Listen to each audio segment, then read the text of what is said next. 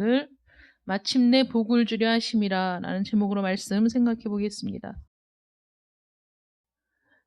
속된 말로 예전에 청소년부 사역을 할 때 많이 썼던 말인데, 지랄 총량의 법칙이라는 말이 있습니다.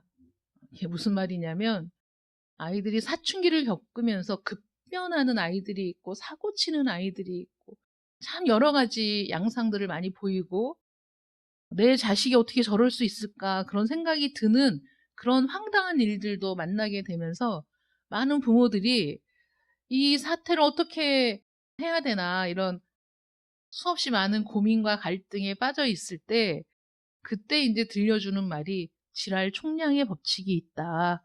그래서 아이들이 겪어야 할 것들을 겪어야 돼. 그거는 지금 아이들이 얌전하고 말을 잘 듣는다고 해서 그게 다가 아니고, 언젠가는 그 아이들이 속 썩이는 그 시간들이 채워져야지. 그래야 그 아이가 한 사람의 어른으로 성장을 한다는 거죠. 그래서 사춘기를 일찍 겪는 아이들도 있고, 뭐 중학교 때 또는 고등학교 때, 심지어는 대학생 때도 사춘기를 겪는 아이들이 있습니다.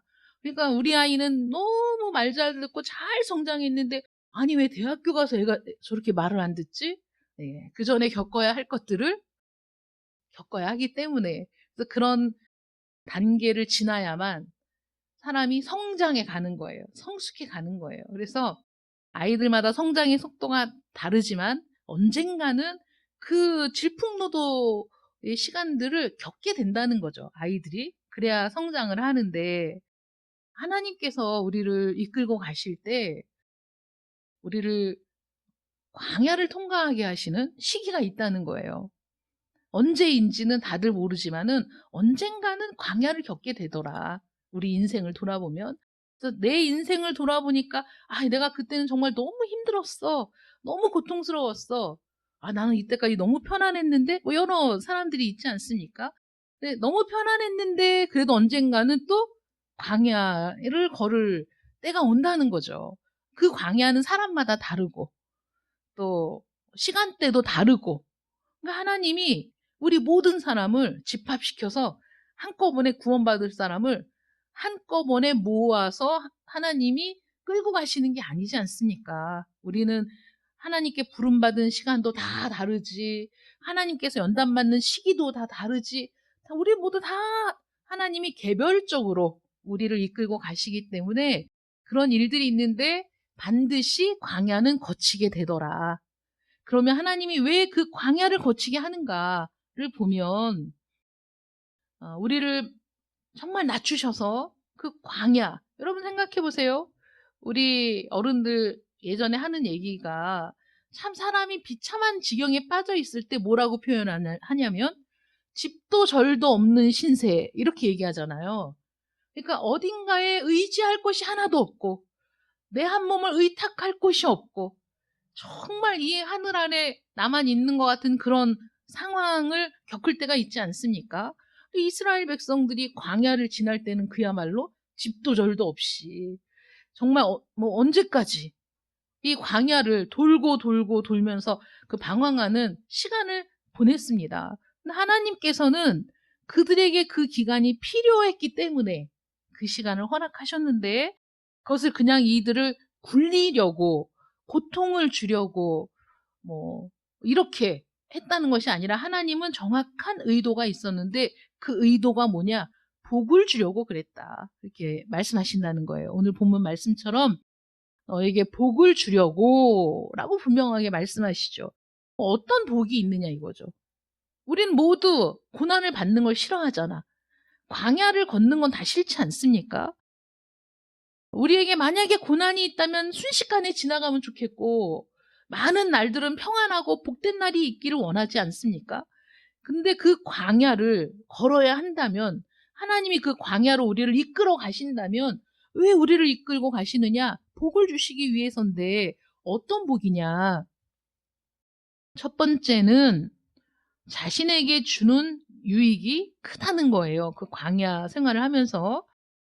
오늘 그 본문 말씀 18장에 보면 2절에도 3절에도 16절에도 하나님이 낮추신다라는 말이 반복되어 나와 있어요.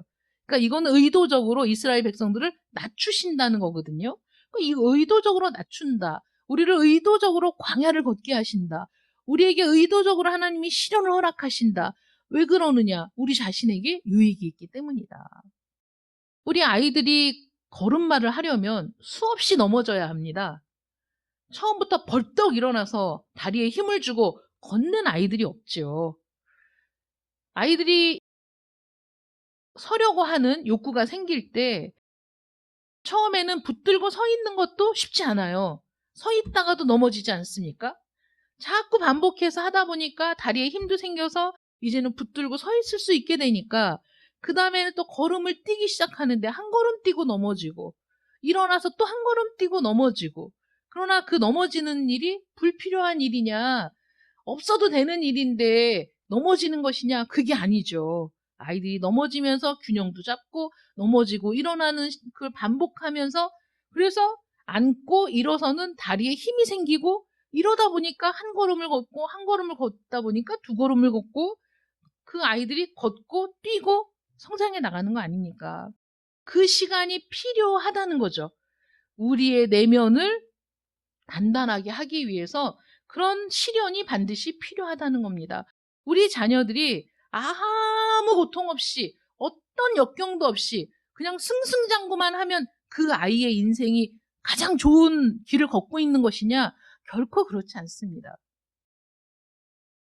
솔직하게 얘기하면 어려서 실패를 경험하는 것이 훨씬 낫죠.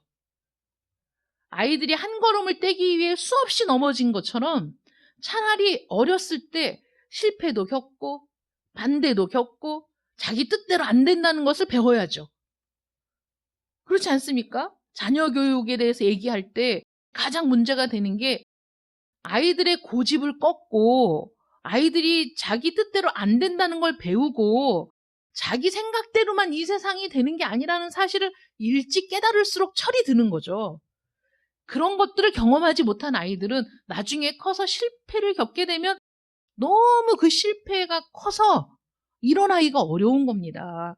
그러니까 아이들이 모든 일에 얘는 어려서부터 한 번도 뭐 낙오된 적이 없어. 얘는 어려서부터 한 번도 넘어진 적이 없어. 얘는 어려서부터 한 번도 뭐 뒤처진 적이 없어. 이것이 반드시 좋은 건 아니라는 거예요. 그런 경우에는 나중에 커서 실패를 경험하면 훨씬 더 큰 고통을 겪을 수밖에 없는 거죠. 그래서 아이들이 실패도 겪고 뜻대로 안 된다는 것을 경험하고 그래서 자기의 고집을 꺾어야 할 때 자기 고집을 꺾고 이래야 그 아이가 조금 더 나은 미래를 향해 나아갈 수 있는 겁니다. 부모들은 실패할 기회를 줘야 되죠. 아이들에게. 그런데 그 실패가 비난받아야 하고 그 실패가 그 아이의 오점이 되게 하는 게 아니라 누구나 사람은 실패해. 그러나 실패가 중요한 게 아니라 실패한 뒤에 일어나는 게 더 중요하지. 실패한 뒤에 일어나는 게 얼마나 훌륭한 일인가. 넘어진 뒤에 일어날 수 있는 게 얼마나 대단한 일인가. 이런 것들을 부모가 옆에서 도와주고 참아주고 용기를 북돋아주는 그런 일들이 반복될 때 그때 자녀들은 실패를 두려워하지 않고 넘어지는 걸 두려워하지 않고 앞으로 나아갈 수 있고 어떤 시련을 만나도 그 시련이 두려워서 피하는 게 아니라 그 시련을 맞서 나가고자 하는 그런 그 의지를 기를 수 있지 않습니까? 그러니까 이스라엘 백성들도 광야에서 맞는 여러 시련들은 하나님께서 반드시 필요하기 때문에 주신 것이라 그 광야를 반드시 지나야 했지만 그 광야 생활을 통해서 이스라엘 백성들은 자신들의 상황, 자신들의 처지, 자신들이 지금 무엇을 바라보고 가야 하는가 그런 것들을 다시 일깨우는 시간이었죠. 애굽에서 살 때 생각하지 못했던 것, 애굽에서 사는 동안엔 자신들이 깨닫지 못했던 것, 애굽에서 사는 동안에는 자신들이 볼 수 없었던 것들을 광야를 지나면서 보게 되고 광야를 지나면서 깨닫게 되고 광야를 지나면서 더 깊이 하나님을 의지하고 신뢰하는 것들을 배워가는 거죠. 지금 비록 고통스럽지만 그러나 그 고통이 하나님의 인도하심으로 큰 고통이 아닌 걸 겪는 거예요. 광야를 지나는 건 굉장히 힘든 일이지만 하나님이 우리를 인도하시니까 광야 길이라도 어떤 큰 불편이 없어. 왜냐하면 하나님이 낮에는 구름 기둥으로 밤에는 불 기둥으로 이들을 보호하시고 이들에게 날마다 양식을 공급해 주시고 하늘의 만나를 내려주셔서 비록 광야를 걸어 이들이 농사를 지을 수도 없고 여러 가지 생산적인 활동을 할 수 없으나 그 가운데서 하나님이 날마다 인도하시는 것들을 보게 되고 하나님의 기적을 경험하게 되고 이러면서 그들이 하나님의 자녀답게 하나님의 백성답게 성장해가는 놀라운 시간이 주어진 거죠. 사실 우리도 신앙생활을 시작하면 무슨 일이든지 만사형통 할 것 같지만 신앙생활을 하면서도 만사형통 아닐 때 있잖아요. 열심히 애썼지만 실패할 때도 있고 열심히 공부했지만 떨어질 때도 있고 또 우리가 열심히 애를 써봤지만 그것이 안 될 때도 있습니다. 그러면 하나님이 나를 버리신 건가? 하나님이 나를 외면하시는 건가? 그게 아니고 그 일이 우리에게 필요했기 때문에 우리에게 주신 것이라는 사실을 생각하면 그때에도 우리가 감사할 수 있는 거죠. 하나님의 은혜를 볼 수 있는 거예요. 인생의 밑바닥까지 낮아지는 경험을 통해서 자신에게 있던 모든 껍질이 다 날아가 버려. 곡식을 키질하면 곡식은 좋겠어? 그 안에서? 계속 튀어야 되는데? 근데 그렇게 함으로써 모든 티, 이런 것들이 걸러지고 알곡이 모아지는 거 아닙니까? 우리의 인생에서도 밑바닥까지 낮아지는 경험을 통해서야 자기 자신을 똑바로 볼 수 있는 거죠. 내가 어떤 존재인가를 볼 수 있는 거예요. 내가 참 이렇게 자기 기만 또는 거짓된 평안을 확실한 것으로 잘못 알고 있었다든가 자기 자랑, 자기가 포장된 모든 모습들 이제는 가장 밑바닥까지 떨어져서 자기를 포장할 것도 없고 또 분장할 것도 없고 자신의 밑바닥을 볼 수 있는 기회가 주어졌을 때 자신이 얼마나 한심한 존재인가, 내가 얼마나 죄인인가, 내가 얼마나 구원받기에 어떤 자격도 없는 존재인가, 내가 얼마나 하나님의 은혜가 필요한 존재인가를 깨닫게 된다는 것이죠. 그럴 때 우린 다시 일어날 수 있는 기회를 얻게 되는 거예요. 요셉이 채색 옷을 입고 아버지의 사랑을 독차지하면서 그때는 요셉이 약간 교만했던 것 같아요. 그래서 영적인 꿈을 꾸고 그 말을 들을 부모와 형제들이 어떤 감정을 느낄지 이런 건 고려하지 못했고 그냥 가서 다 얘기를 하는 그런 사람이었습니다. 그래서 겸손하지 못하고 우쭐대는 모습을 보였는데 그 요셉이 형제들에게 그 미움을 받고 그래서 어느 날 구덩이에 갇혔다가 이방 나라 상인들에게 형들이 팔아서 팔려가지고 노예가 되고 보디발의 집에 이제 시종으로 들어가서 사는 그 시간들이 생각해보면 얼마나 비참하고 두렵고 무서운 시간들이었겠습니까? 그런데 거기에서 그 시련 속에서 정말 그 요셉이 올곧은 믿음의 사람으로 성장하거든요. 부모 형제를 떠나서 자기가 팔렸다는 충격, 자기가 노예가 됐다는 충격, 정말 이때까지 전혀 경험하지 못한 그 바뀐 환경 속에서 살아가야 되는데 그 상황에 딱 처하고 나니까 하나님 외에는 의지할 대상이 없는 거예요. 하나님 외에는 자기의 상황을 누가 알겠어? 누구에게 호소할 수 있겠어? 하나님이 나를 다 아시니 하나님과 교제하고 하나님께 기도하고 하나님으로부터 위로를 받고 그렇게 하다 보니까 믿음이 이 안에서 성장하기 시작하고 그 믿음이 어떻게 성장을 했습니까? 보디발의 아내가 유혹을 할 때 넘어가지 않았어요. 보디발의 아내가 제발 나와 한 번만 동침하자라고 그렇게 매달렸는데 요셉이 뿌리치고 나가잖아요. 노예인데 종인데 안주인 마님이 그렇게 유혹을 하는데 그걸 뿌리치고 나갔다가는 자기에게 어떤 불이익이 올지 뻔한 상황에서 그는 올바른 일을 선택할 수 있는 믿음이 있었다는 거예요. 그것 때문에 모함받아서 감옥에 갇히고 그 치르지 않아야 할 옥고를 또 치르지 않습니까? 그러나 그 모든 일에 하나님께서 원하시는 것들을 선택하고 결정할 수 있는 믿음의 사람이 되어서, 그래서 결국은 그 모든 일생을 통해서 하나님이 그와 함께 하셨다는 사실이 드러나고, 그래서 그 요셉은 애굽의 총리가 되고 수많은 사람들의 생명을 구하는 그 일들을 감당하는 역량 있는 그런 사람이 되지 않았습니까? 여러 가지 고난들은 자기를 바로 보는 한편, 그런 고난 속에서 나와 함께 하신 하나님의 은혜를 또 더 깊이 깨닫는 은혜의 시간이 된다는 것이죠. 광야가. 제가 예전에 자취를 한 적이 있어요. 올해는 아니고 한 3개월? 3, 4개월 했던 것 같아요.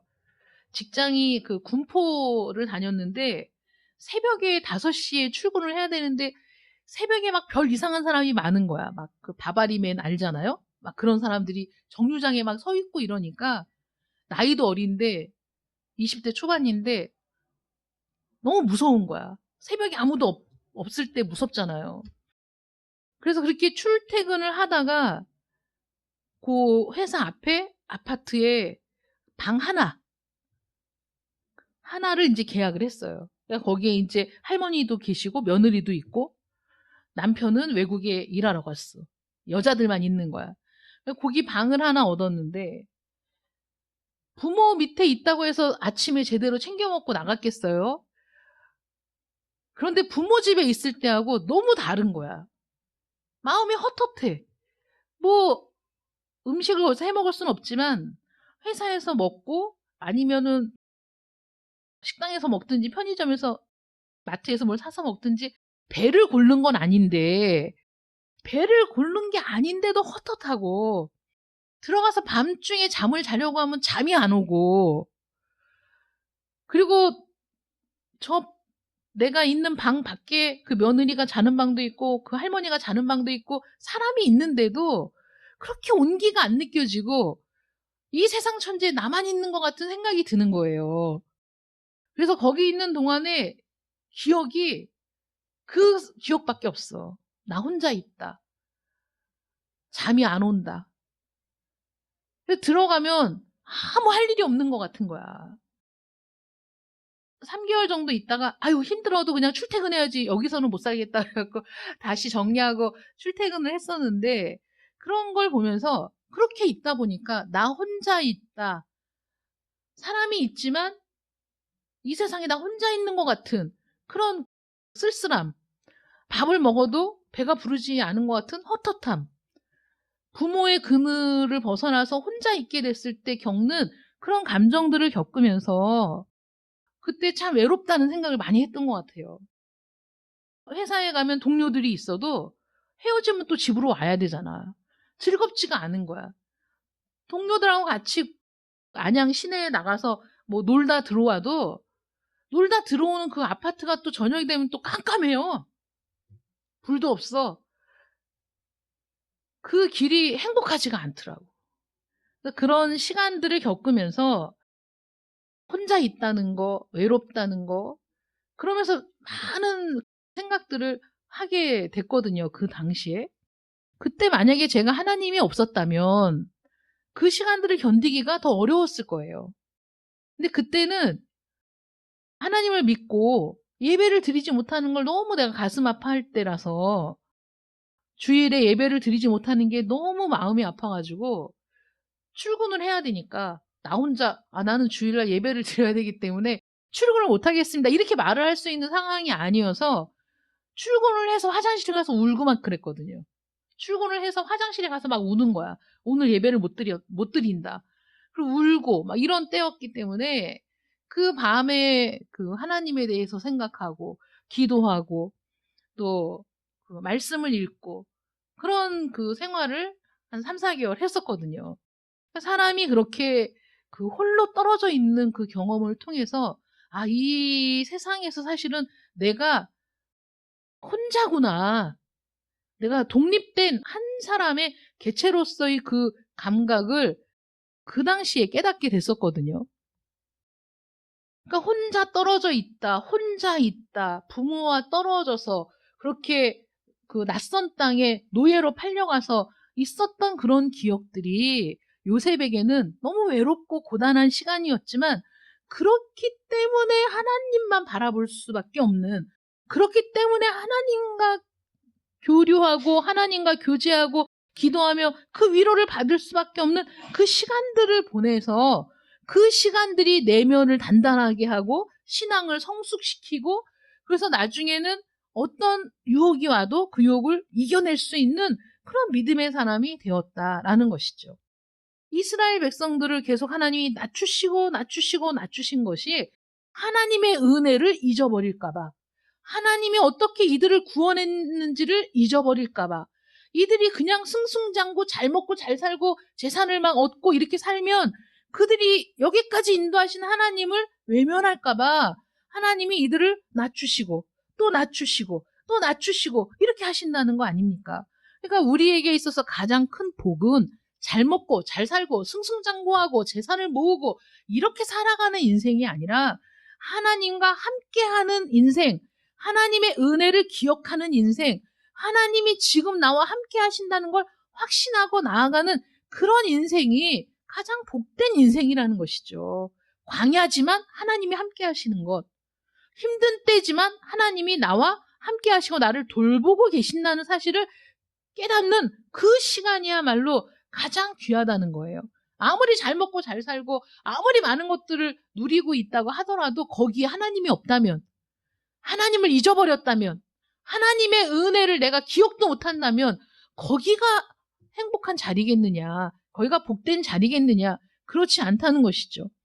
그래서 우리가 황무지에 있을 때 하나님과 이 관계가 회복이 되고, 광야에 있을 때 하나님의 은혜가 더 깊어지고, 광야에 있을 때 우리가 하나님을 바라보게 되더라. 하늘을 바라보게 되더라. 왜 혼자 있을 때는 그렇게 하늘을 보게 되는지 몰라요?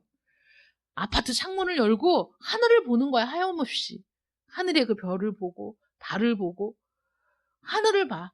그 전에 바쁠 때는 하늘 한번 볼 시간이 없어. 여러분 밤에 하늘을 바라보십니까? 저는 바쁠 때는 하늘 한번 볼 시간이 없더라고. 어느 틈에 꽃이 피었네. 어느 틈에 아이고 언제 꽃이 졌지?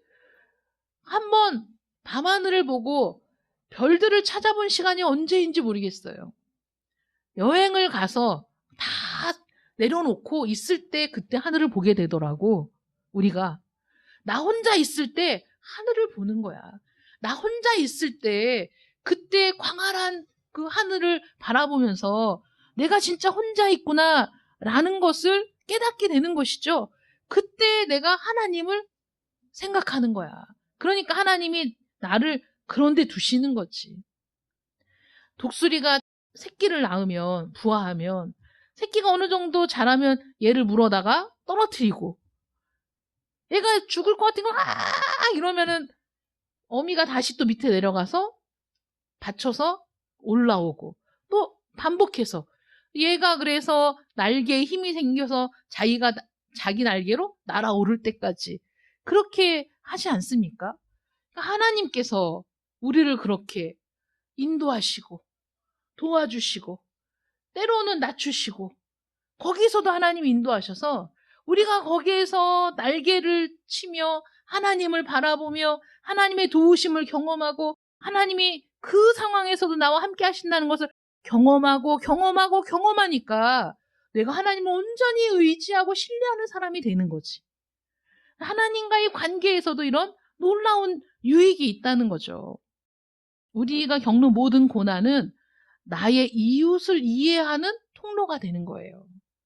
고난을 겪지 않은 사람이 이웃을 어떻게 이해해? 내가 아파보지 않은 사람이 아픈 사람을 어떻게 이해해? 동병상련이라는 말이 그래서 나온 거죠. 이태원 참사가 일어났을 때 그 유가족들과 함께한 사람은 누구입니까? 세월호 유가족들이죠. 자식을 잃어본 사람이 자식을 잃은 고통을 알기 때문에 외면하지 못하는 거예요. 우리 그리스도인들은 그런 고통이 자기의 사명이 됩니다. 이혼을 했기 때문에, 그 힘든 시간들을 겪었기 때문에 이혼을 고민하는 사람들의 멘토가 되어주고 그들의 상담자가 되어주는 일들이 있습니다. 내 자식이 자살로 생을 마감했기 때문에 그 힘든 고통의 시간을 벗어나서 그렇게 가족이 자살한 사람들을 위로해주고 상담해주고 돕는 일을 하는 겁니다. 그분에 대한 이야기를 신문에서 제가 봤는데, 그분 전도사님이에요. 아들이 무슨 고민을 하는지, 얼마나 고통스러운지를 몰랐다는 거예요. 근데 어느 날 아들이 집에서 떨어져서 자살을 했어. 그 고통은 잊을 수가 없지. 그 괴로움을 어떻게 잊을 수 있겠어? 죽을 때까지 그 고통은 없어지는 게 아니잖아요. 너무너무 힘든 시간을 지나서 정신을 추스렀을 때 그분이 시작한 일이 뭐냐면, 가족 중에 자살한 사람이 있어서 고통을 겪는 사람을 돕는 일이었어요. 그 일을 누가 할 수 있겠어? 경험하지 못한 사람이 그 고통을 어떻게 이해할 수 있겠어? 그 고통의 터널을 지나오지 않은 사람이 어떻게 그 터널을 지나갈 수 있다고 말해줄 수 있겠어요? 그분은 자기가 겪었고 고통의 터널을 지났고, 그리고 지금 회복이 돼서 다른 사람을 도울 수 있으니 이분이 그분들을 상담하고 그분들에게 새로운 길을 제시하고 그 고통의 터널이 괴롭지만 지나갈 수 있는 길이라는 것을 알려주는 그런 일을 시작하셔서 지금 당시에 십몇 년째 그 일을 하고 있다. 그러나 여전히 가슴 한쪽은 그 고통이 있는 거죠. 말로 형용할 수가 없는 거잖아요. 그런 것들은. 가장 고통스러운 건 아들이 죽음을 선택할 만큼 힘들었다는 것을 몰랐다는 사실이 너무 가슴 아팠다는 거죠. 그래서 한마디도 해주지 못하고, 한 번도 안아주지 못하고, 한 번도 그 문제를 같이 머리를 맞대고 고민해보지 못했던 그 무기력함. 자식이 죽음에 이르도록 그 고통을 함께 해주지 못했다는 그 고통을 되새기면서 정말 일어나기 힘든 자리에서 일어난 거죠. 그리고 자신과 같은 처지에 있는 사람들을 도우면서 이분은 그것이 자신의 소명이다, 이렇게 생각하고 있는 겁니다. 병원에서 사역하시는 분들도 있죠. 불치의 병에서 고통받다가 다시 살아나신 분들도 있고, 아니면 가족 중에 불치병을 앓다가 돌아가신 분들도 있는데, 그런 분들은 그런 상황을 너무 잘 알기 때문에 또 그런 일들을 하는 거예요. 암병동에서 호스피스로 봉사하시고 이런 일들을 하시는 거죠. 그래서 하나님이 나를 낮추셨을 때 내가 겪은 고통이, 내가 감당해야 했던 그런 어려움들이 사실은 동일한 고통을 겪는 사람을 향해 손을 내밀 수 있는 나의 사명이 되더라 하는 겁니다. 그런 이웃을 향해서 우리가 모든 사람을 다 품기는 어렵지. 어떤 분들은 노인들을, 어떤 사람들은 어린이들을, 어떤 사람들은 장애인들을, 어떤 사람들은 미혼모들을 돕는 사람들은 각각 거기에 소명을 가지고 일하는 거 아니겠습니까? 그런 일들이 자신을 낮추신 하나님의 은혜를 통해 그 낮은 자리에서 그 고통을 겪고 일어난 사람들은 자신과 같은 고통을 겪는 사람들의 고통을 너무나 잘 알기 때문에 그런 이웃들을 품고 그런 이웃들을 사랑하고 그런 이웃들에게 손을 내밀 수 있는 그런 사람들이 된다는 것이죠. 너무 힘들어서 학원에 갈 수도 없고 자신이 열심히 공부해서 자신만의 공부법으로 공부 쪽으로 성공한 사람이 학생들을 모아서 자신이 공부했던 방법을 가르쳐주고 같이 공부하는 사람도 있어요. 이게 하나님 안에서 은혜를 입은 사람들, 그 은혜를 경험한 사람들, 그 고통 속에서도 하나님이 함께 하셨다는 사실 때문에 이겨낸 사람들이 모든 사회 곳곳에서 그런 일들을 하고 있는 거예요. 낮추시는 하나님의 섭리 가운데 그 고통의 터널을 지나온 사람, 그 광야를 걸은 사람들이 낮고 천한 곳에 내려가서 빛이 되고 소금이 되고 자신들의 이웃들의 손을 잡아주는 그런 사람이 된다는 것이죠. 그러니 우리를 낮추시는 하나님의 은혜는 내 자신을 바로 보고 그 낮은 자리에서 하나님을 찾으며 하나님과 교제하고 하나님을 의뢰하고 신뢰하는 믿음의 사람으로 성장하여서 내 주변에 있는 이웃들에게 손을 내밀 수 있는 그런 사람들이 된다는 겁니다. 그러니 우리에게 주어진 하나님의 낮추심의 그 은혜를 우리가 어떻게 감사하지 않을 수 있겠습니까?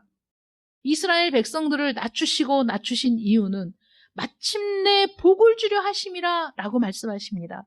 우리는 이 사실을 잊으면 안 돼요. 하나님이 나를 낮추시는데 고통을 주시려는 게 아니라 복을 주시기 위함이야. 하나님이 고통의 터널을 지나게 하시는데 나에게 괴롭게 하기 위해 하시는 게 아니라 나에게 복을 주게 하심이야. 하나님의 의도가 뭐냐? 마침내 복을 주려 하심이라. 이 사실을 잊지 않는 여러분들 되시기를 축원합니다. 마침내 복을 주시는 그 하나님의 은혜 가운데 마침내는 모든 고통을 지나 광야를 지나 복을 얻는 여러분들 되시기를 축원합니다. 기도하겠습니다. 사랑의 하나님 감사합니다. 너무나 부족하고 연약하고 아무것도 알지 못하는 저희들, 그러면서도 내가 제일 잘난 것 같고 내가 제일 잘하는 것 같고 내가 제일 똑똑한 것 같고 그렇게 교만해 내 자신을 기만하며 살았던 그 모든 시간들을 우리는 광야를 지나며 모든 것들이 다 부서지고 깨어지고 그래서 내 자신의 모습을 직시하게 되고 그 광야를 지나면서 힘들고 고통스러워 하나님을 바라보게 되며 그 가운데 우리를 광야를 지나게 하시지만 나를 지키시고 보호하시는 하나님을 만나며 광야를 지나지만 나의 필요를 채우시는 하나님을 경험하며 광야를 지나지만 나를 업어 날르는 독수리와 같이 품으시는 하나님의 사랑을 경험하며 우리의 신앙이 성장하니 이 모든 것이 은혜임을 다시 한번 고백합니다. 하나님, 우리를 낮추시고 또 낮추시고 또 낮추시지만 마침내는 우리에게 복을 주시고자 하는 하나님의 그 의도를 우리가 깨닫고 나서 이제 우리에게 어떤 어려움이 올지라도 그 고난 뒤에는 하나님이 마침내 복을 주시려 하신다는 사실을 잊지 않도록 도와주시기를 원합니다. 그래서 우리의 모든 시련 속에서 하나님 그 모든 어려움 속에서 우리의 신앙이 성장하고 우리의 인격이 성장하고 우리의 영성이 성장하고 그래서 하나님이 기뻐하시고 원하시는 그러한 사람이 되어 하나님을 찾으며 이웃을 향해 손을 내밀 수 있는 그런 자들로 성장해 나갈 수 있기를 원합니다. 하나님 그 성장이 우리에게 복이 되기를 원합니다. 어떠한 경우에도 불평과 불만이 아니라 감사로 하나님을 영화롭게 하는 자들이 되기를 원합니다. 마침내는 하나님이 약속하신 모든 복을 누리는 우리 모든 성도들 되게 하여 주시옵소서. 예수님의 이름으로 기도드립니다. 아멘.